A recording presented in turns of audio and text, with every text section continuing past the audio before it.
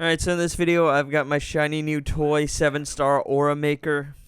Yeah, I did not expect him to stack so quickly, but he's just so fast at 7 stars that I don't even need Hawkman anymore. So we're going to use Classic Wonder Woman at the suggestion of the comments.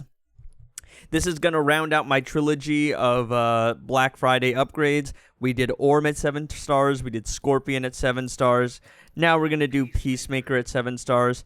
I also got Zatanna to 7 stars, but she's not a damage dealer. That's just because I like Zatanna. Martian Manhunter maxes out at 6 stars, and he's also a support character. And Deathstroke, I was only able to get to 6 stars, and there's no reason to get him to 7 stars, because he does percentage health, and I don't even need him. Plus, he has a solo raid I could drop him from. Same thing with Batman Who Laughs. Arkham Knight Batman is at 6 stars. I can get him up to 7 stars, but he doesn't get any passive bonus. So, yeah, this is going to round out our Black Friday upgrade trilogy. I am pretty tired. I'm trying to get this video recorded and set up for tomorrow so that I can go and work on some assignments, because I'm almost at Thanksgiving break, and I've actually got stuff to do, and I've just been, like, procrastinating because I was working on videos. On Friday, as soon as the Black Friday sale hit, I did the video, I did the voiceover, like, I worked on that. The day after, I was working on videos, actually, like, playing with the character. I did the build video.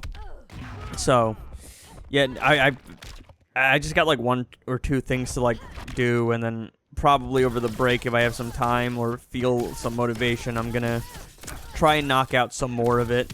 But it's, like, end of semester. It's like you're so close to being done, but you still gotta get through finals, and you gotta get through the last couple of projects. But, yeah, like, Peacemaker stacks so fast now that I actually have more of an issue stacking Gemstone than I have stacking the P-Shields. So here we're just going to keep Cena in the match. I'm calling him Cena. Cena is shorter than Peacemaker, alright? So yeah, he's pretty easy to combo interrupt with too, so that's nice. The Infinite Change Special 2, tag in Black Adam, all that damage. Some big values from Twin Blade and the Special 3. And Classic Wonder Woman with the extra crit damage. Like, yeah, the Flawed Justice team are very strong. They get ridiculous with pay-to-win artifacts. But if you're a free-to-play player or starting out, don't invest in them. They're very high investment. You need a high-rating Peacemaker, excuse me. You need gears for Black Adam. He can one-shot with Puppet. You don't need Gemstone, but like, we're talking a decent amount of passive stats, gears. It's just a lot of investment. You're better off working on other things.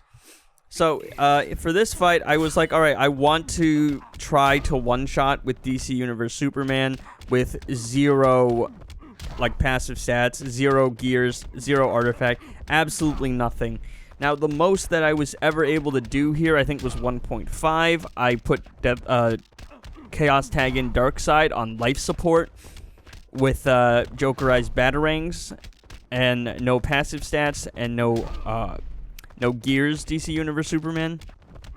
But that's because Jokerized Batarangs gave me +1 fast attack hit, and Classic Flash gives me +1 fast attack hit, so that I was getting 4 fast attack hits, which is the cap for the majority of characters in the game. There are some exceptions.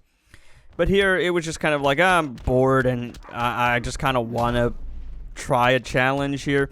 Also, I had 7 fights, and I had 6 bosses to kill, and I wanted to be on a clean slate, a like, fresh start, because I'm going to try and speed run the solo raid, and we'll see how it goes. I think it's just better to be able to have, like, all of the bosses and a fresh start and a fresh day.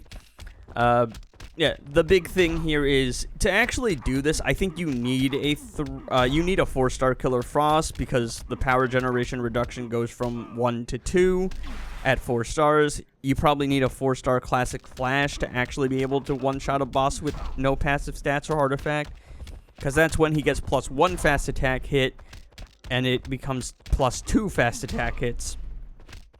It goes up to 3, but I think that 3 only applies to classic teammates. And at DC Universe Superman, I have him at 4 stars. I don't know if he could do it at 3 stars. Probably not. But yeah, like I'm trying to be very careful here because I mean he's got no gears, he's got no passive stats. Dude could breathe on me and I'd be dead. So I'm trying to be extra careful. Also counting in my head every special I do, because at 4 stars it's 9 special ones to do all the percentage health damage. So I count to 9 and then I refresh with the special 2, but the percentage health damage bug is still in the game. It's probably going to get patched in the upcoming update. I'm hoping Classic Flash comes back to the store. Before then, I want to be able to get him up to 4 stars. I'm at like 139 shards of him. So, I just need like 3 drops of 50. I don't know. I mean, with Lex Luthor on the horizon, I also want to be able to get him all the way up to, I don't know, maybe 4 stars.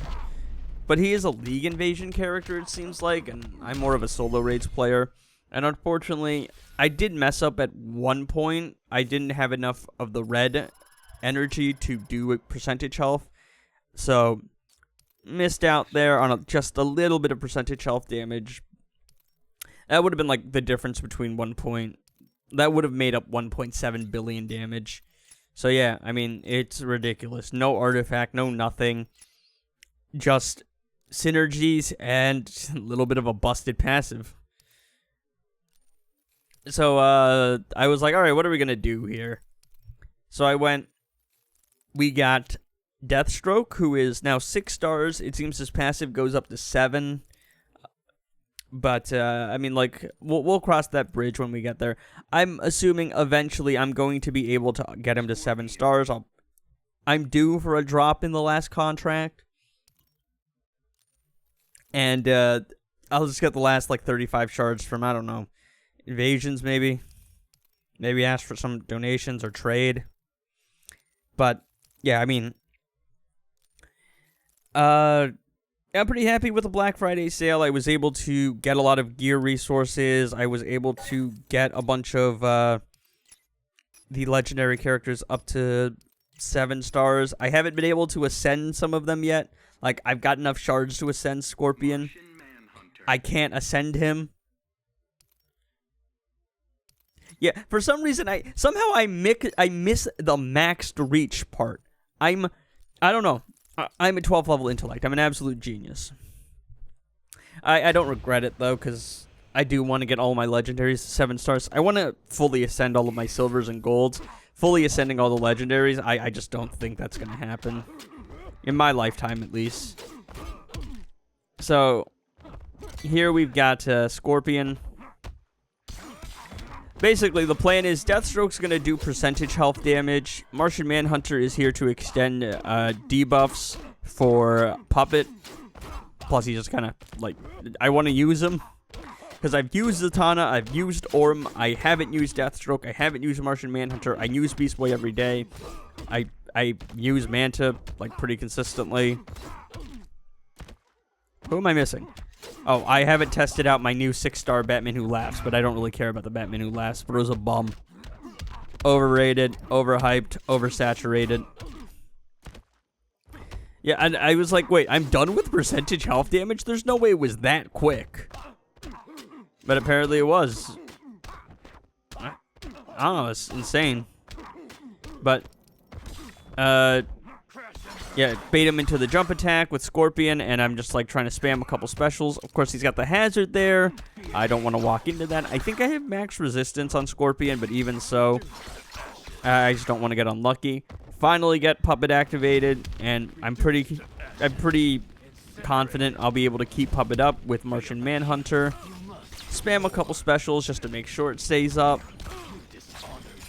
Hey, can we get a Martian Manhunter rework? I would like to see my boy Jean get some love. Bro, you have any idea how strong Martians are in DC lore? They're ridiculous. And the best we could do is he regenerates when he's tagged out. And he extends debuff. Bro, this guy's like, he can phase through things. He's got telepathy. He's got telekinesis. He's got energy vision. He can shapeshift. my point being, for someone who is so ridiculously overpowered, you think they could come up with something more than, yeah, he can extend some debuffs. Bro, what? But anyway, yeah, I've changed up my Orm build a little bit here. I've also changed it up again since then, but, now the way I have Orm built is, I have, I think, 2 epic lethals, 1 fast attack, and, 1 defense, and 1 crit chance. I don't remember. Point being, I changed the build a lot. The plan is eventually max resistances on the talents, little bit of armor, crit damage, and then attack, I guess. Simply for the fact that, like, usually I would go resistances and then armor pierce on the talents. But in what world is Orm gonna need armor pierce? So it's always resistances for me, just because it's the most common one, and then attack. I can tell you right now, I just did a reroll today. My 7th talent now is plus 4% attack. It's an epic attack, and then I rerolled my 7th talent on King of Atlantis Aquaman because I've been trying to get max armor pierce on the guy forever, and then I got 10% attack on King and not Orm. I only got 4% attack on Orm, and I'm sorry, maybe it's just me, but it's always like you get something good that you don't need for one character but need for another one. I swear. So anyway, we've got my boy Orm here. I've already used Classic Flash, so I just went, alright, Girl of Steel. It's going to be less of a damage buff, but it's going to do so much damage, it doesn't even matter. So a little bit of a setup here. I have to stack Girl of Steel stuff. Harley Quinn's got a little bit of an annoying AI.